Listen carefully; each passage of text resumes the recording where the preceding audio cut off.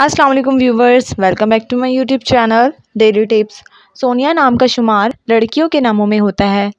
सोनिया एक इस्लामी नाम है। सोनिया नाम की इब्तदाई तारीख हिंदी ज़बान से निकलती है। सोनिया नाम की लड़कियों के लिए खुशकिस्मत नंबर 1 माना जाता है। सोनिया नाम का मतलब है अक्लमंद, दनाई की मालिक। सोनिया नाम की लड़कियों के लिए मुआफ़िक रंगों में नीला, बनफशी और काला रंग शामिल है। खुशकिस्मत दिनों के हिसाब से जुम्मा और हफ्ते का दिन शामिल है।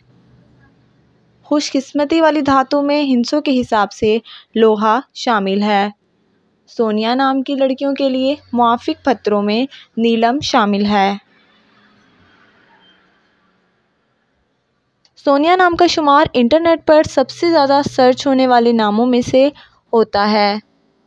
फ्रेंड्स, अगर आप अपने नाम का मतलब जानना चाहते हैं तो कमेंट बॉक्स में अपना नाम लिखें। इंशाल्लाह हम आपके नाम की वीडियो ज़रूर बनाएंगे।